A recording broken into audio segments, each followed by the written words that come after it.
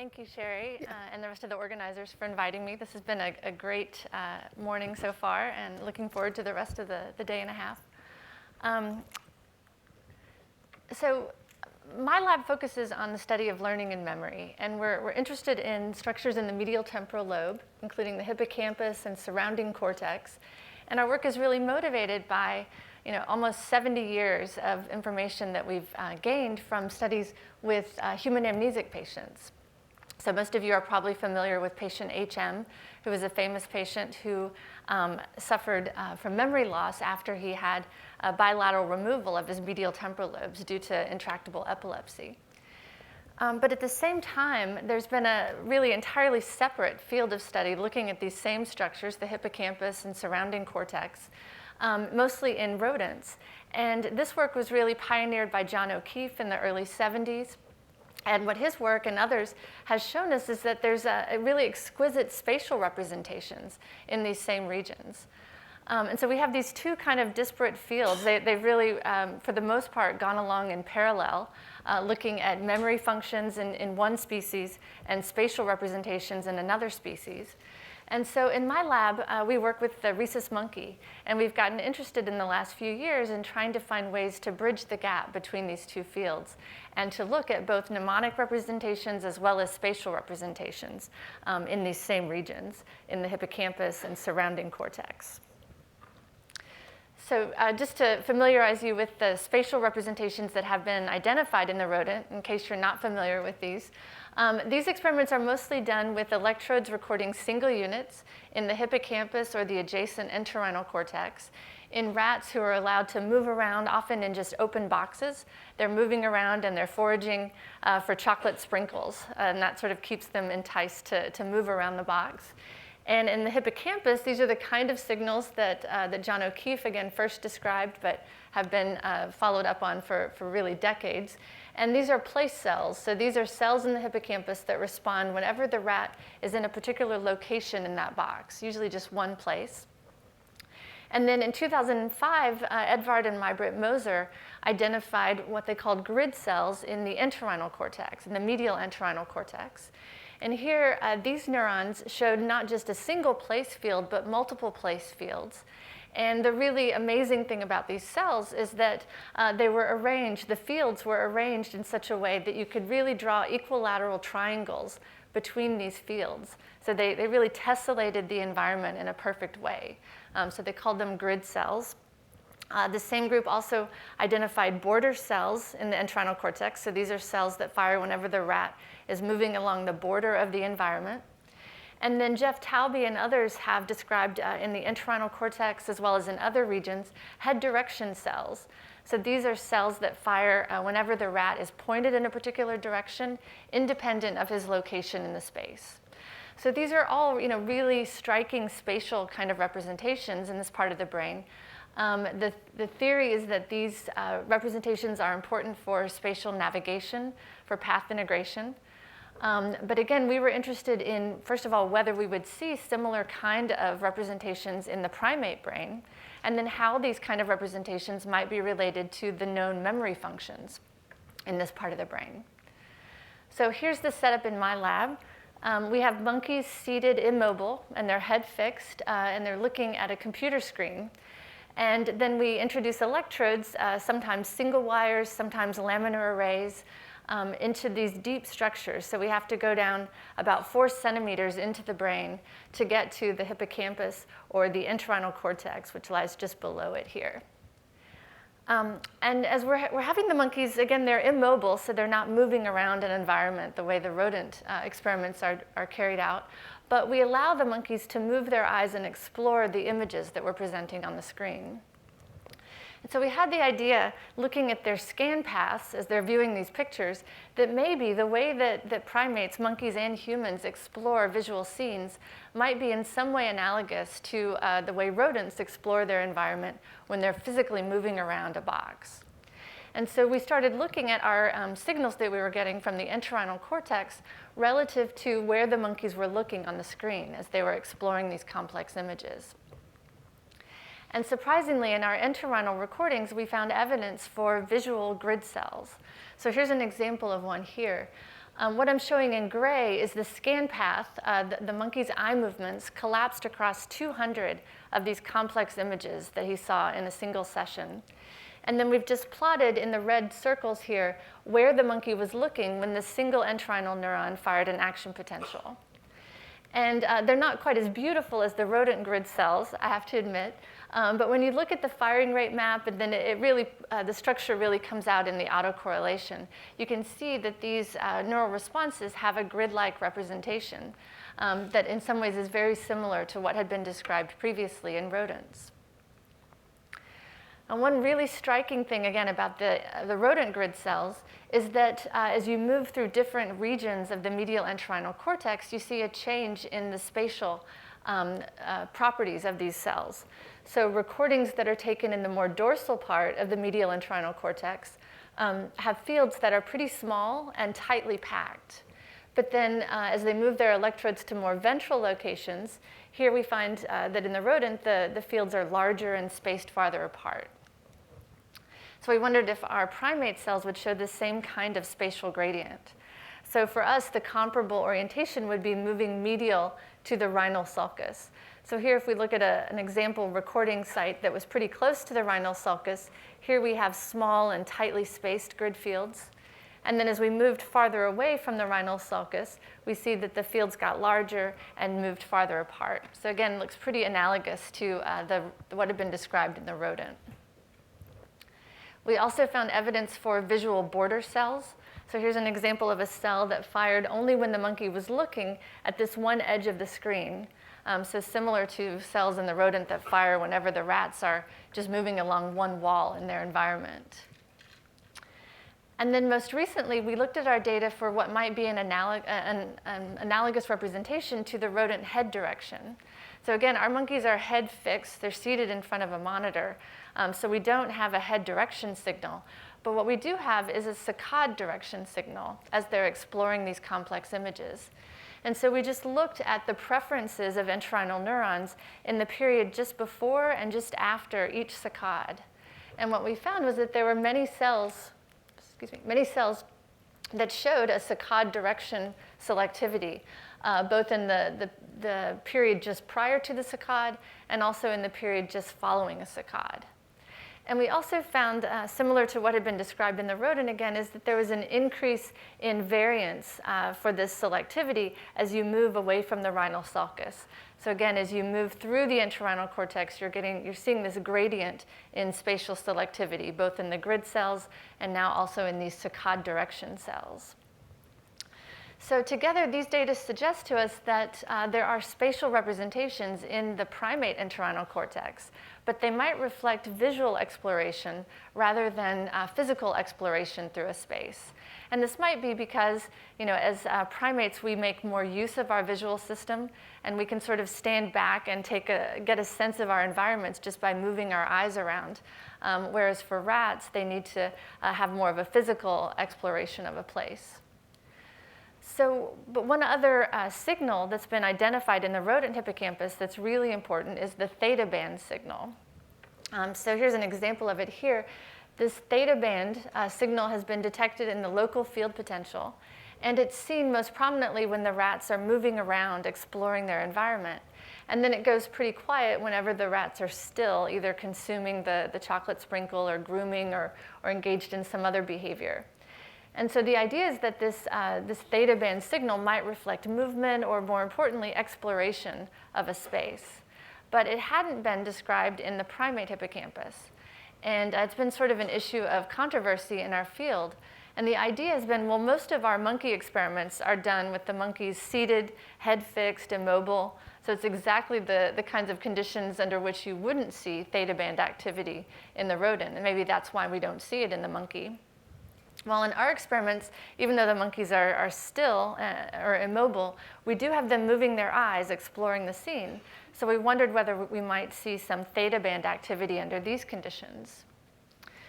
So again, if you think about what the monkeys are doing, they're looking at these complex images, and they're allowed to just freely move their eyes and explore them. And we started looking at the details of the behavior. It was interesting to note that what we found was that their fixation durations fell just within the theta range. So they were making, on average, their fixation durations were just under 200 milliseconds. So that's sort of in the 4 to 5 hertz range. And that's what we find for human subjects as well. As we are moving our eyes exploring images, what we find is that there's a median fixation duration, again, of about 200 milliseconds. So we move our eyes about 4 or 5 times a second. So we wondered if there was any relationship between the eye movement behavior and local field potential signals in the monkey hippocampus. So here what I've done is just plotted 3 raw traces in red and then filtered in theta, so between 3 and 12 hertz in blue. And I've just lined them up relative to the saccade. And so what we noticed was that prior to a saccade, if we looked at the phase of this theta band oscillation, there was really unlikely to be any relationship across different saccades. But after the saccade, there appeared to be a phase reset, so that now the theta band oscillation was more likely to be aligned. And we can show this if we just average across all of the saccades. You can see there's greater power in the theta band signal after the saccade.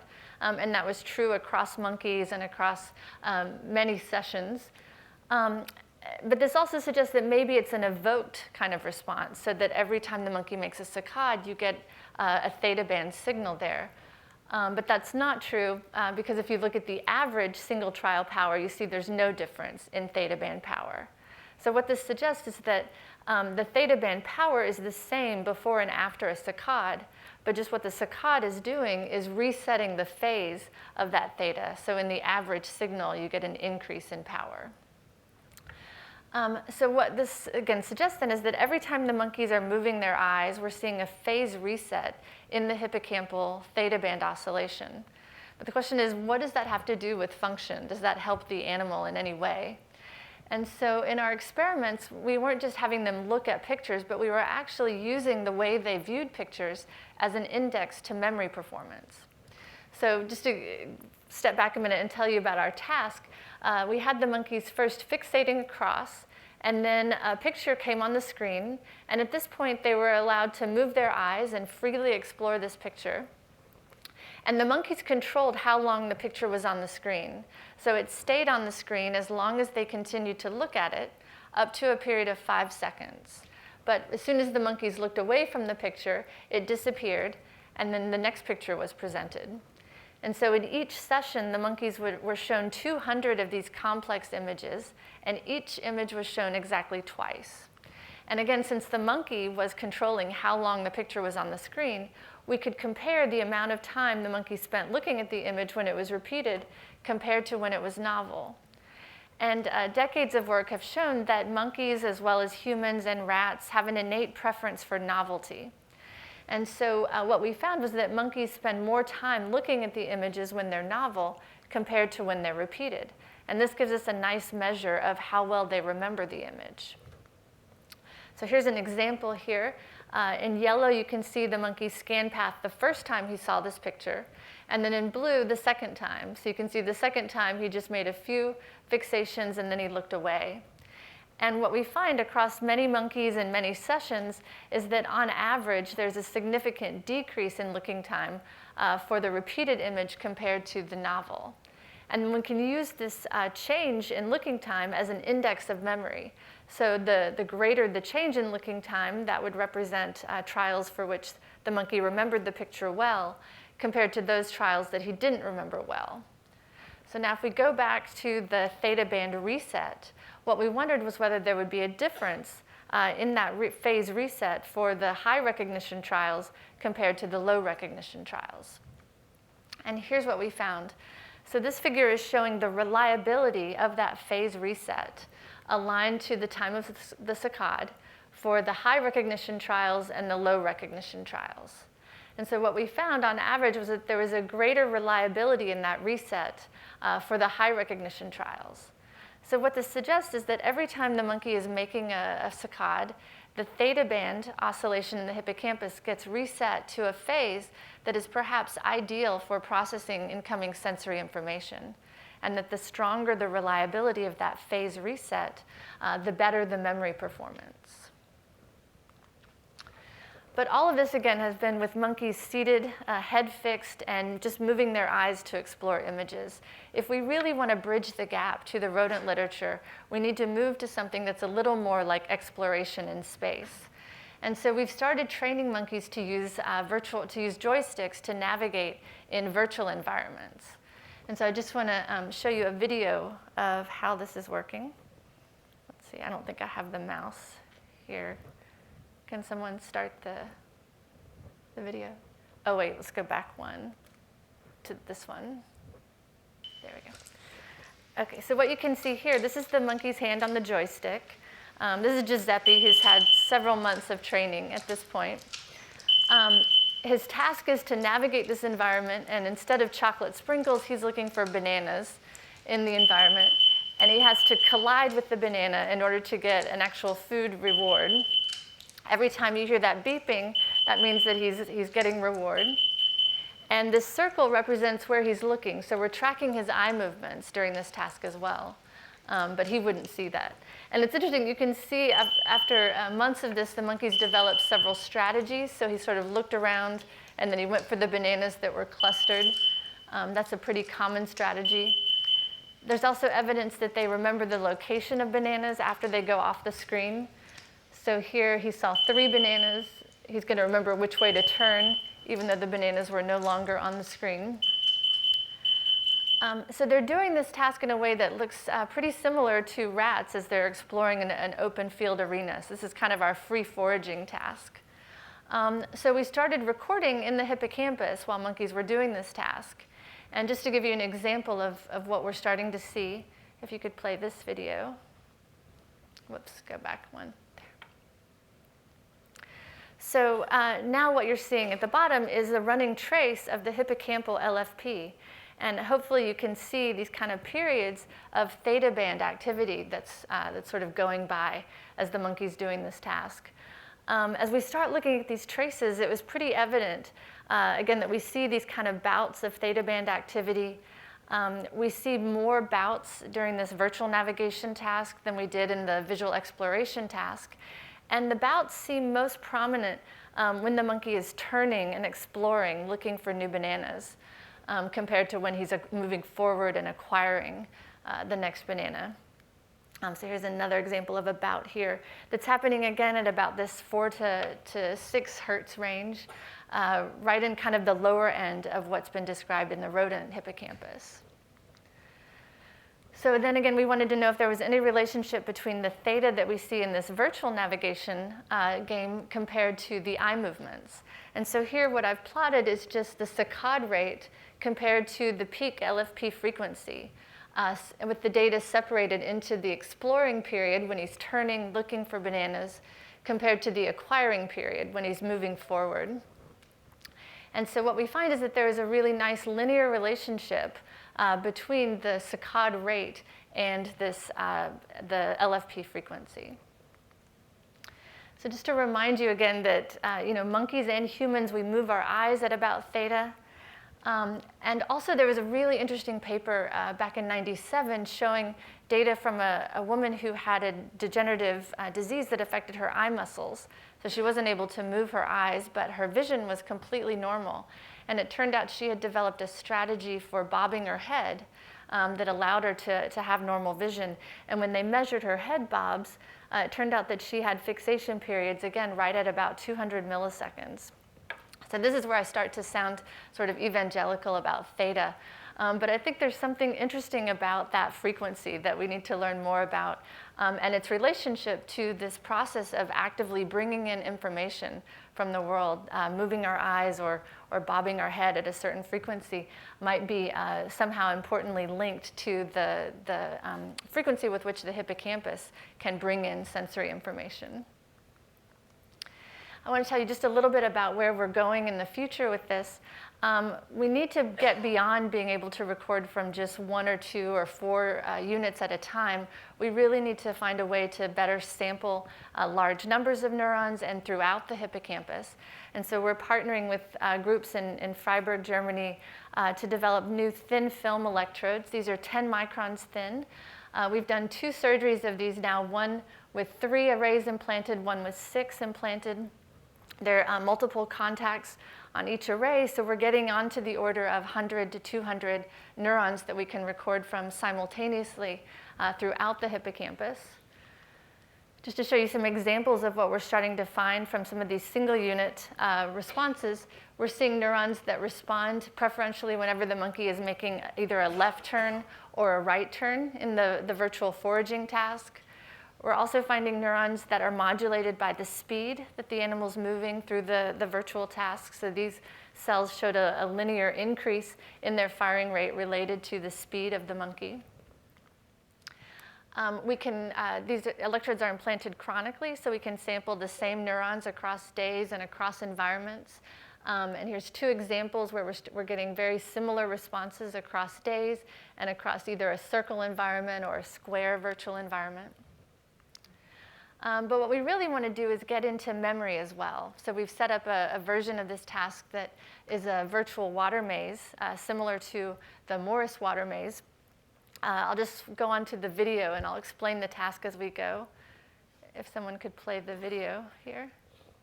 So here's the monkey with the joystick. This is a different monkey now, so he likes to kind of line himself up, you'll see pretty directly before he goes forward. His task is to remember the location of that one banana that he saw just a minute ago. We give him some distractor fruit here, so these are, he's got to go and find 2 sets of cherries. Yeah, so Gromit can be a little OCD about getting himself lined up there. And we give him 3 tries at seeing the location of the banana. So this is his second try. So he gets to see where the banana is, and then he's got to find 2 cherries. And what's useful about giving him these different encoding trials is that he gets to approach the banana from lots of different directions. So we get a sense of his memory for this precise location, independent of where he is at a given position. You'll see in a minute he's going to be able to solve this task, and through training, they're able to learn about 10 to 15 different locations within a given session. Okay, so now the banana is going to be invisible. So there's nothing in the field right now. So he looks around, there's nothing there. So now he has to go back to the location where the banana had been presented before. And you can see he's looking right at it. When he gets close enough, the banana appears and he gets rewarded. So our hope is that with tasks like this where space really matters and he's doing a memory task, we can start to again understand more about the function of this region and bringing together space and memory. We're also working with programmers with the Unity game engine, so we can now have really much nicer virtual environments. They're visually rich, and it's easy to develop new kinds of games for the monkeys to play on the fly. I just want to end by telling you about a final set of experiments that we're working on. Really, our idea in thinking about how we bridge the gap between space and memory is thinking about the function of the hippocampus as a way of organizing all the content of our cognition, not just space. There's lots of studies that have shown that there are temporal responses in this region, and space and time are easy metrics along which to sort of determine representations. But we're trying to determine if we can set up a map of content to also look for representations of that in the hippocampus. So we're training monkeys to do a color mapping task. So we've set up this map, and the monkey only sees a homogeneous field of color. But we're training him to do a match to sample task. So we give him a color, we put him somewhere in this world. He, again, only sees a single field of color, and he has to move his way, navigate through the environment to find the matching color. What's cool about this in virtual reality is once they've learned this task, then we can do things like warp the environment and suddenly make it, wrap it around itself and see if the monkey learns to take shortcuts in different ways or completely change the topology of the environment. Again, the idea is just to try to understand more about the nature of the cognitive map in the hippocampus. So just to conclude, I showed you that there are spatial representations in this part of the brain that can be identified with virtual navigation as well as with visual exploration. This is true also for the Theta activity that we see in the hippocampus. And I think there's a lot that's still to be understood about the relationship between theta and active sensing. And then hopefully future studies, including large-scale recordings throughout the hippocampus, can be helpful in furthering our understanding. So just want to point out, Nathan Killian was a graduate student in the lab who first identified the grid cells. Mike Jutras did the early recordings in the hippocampus, and Mike, along with Yoni now, are continuing up on the virtual navigation studies. Thank you.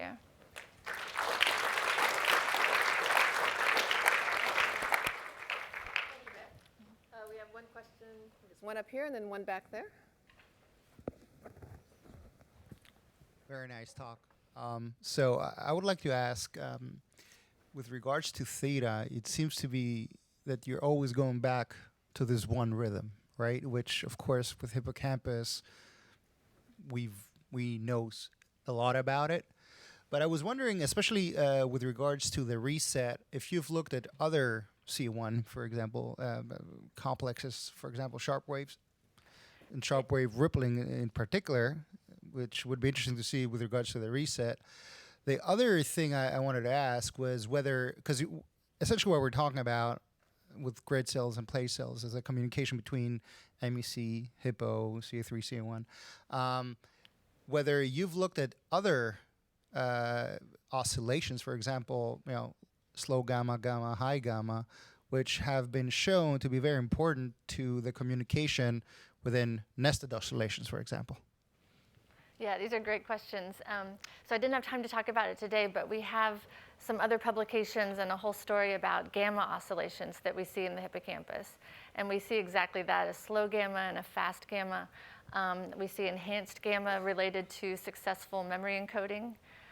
In the entorhinal cortex, we have some new work looking at distinctions across the layers, and we actually see differences in slow and fast gamma across superficial and deep layers of the entorhinal cortex.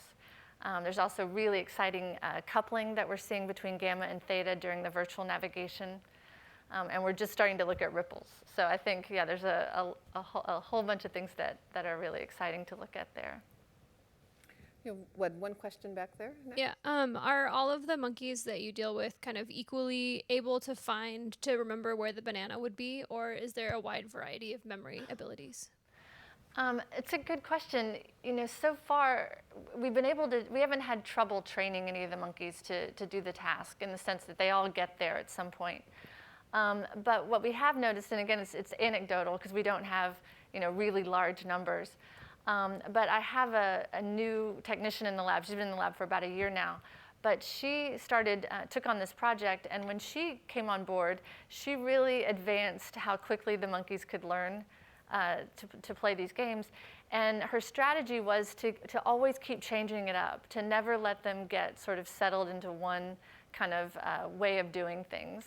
And that appeared to really improve their learning. And I'm wondering if it has to do with something similar to what Patricia Kuhl was talking about this morning. If you really have different, if you're learning different languages, or if you're making yourself learn different ways of doing it, if that can actually help in problem-solving abilities down the line. And we have time for one more question. A question here.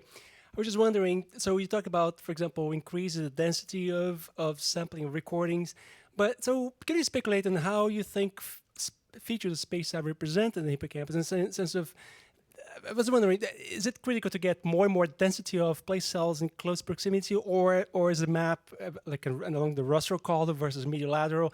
So how can we, even if you get lots of recordings, how are you going to try to make sense? What are your speculation about how space are presented?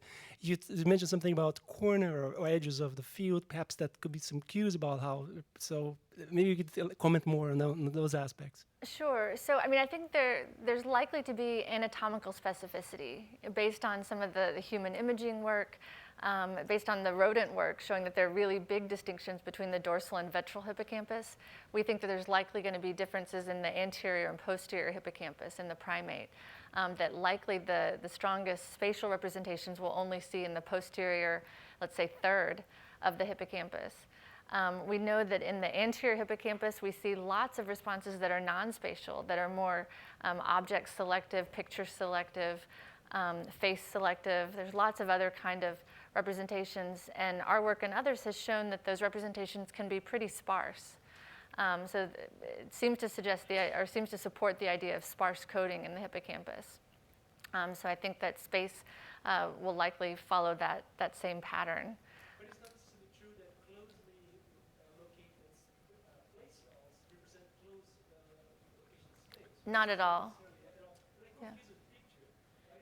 Yeah, I mean, I think it's hard because, as you said, there's no topography in the sense of, cells that are close together can represent very, disparate places, and cells that are quiet in one environment might be, show a strong representation in another environment.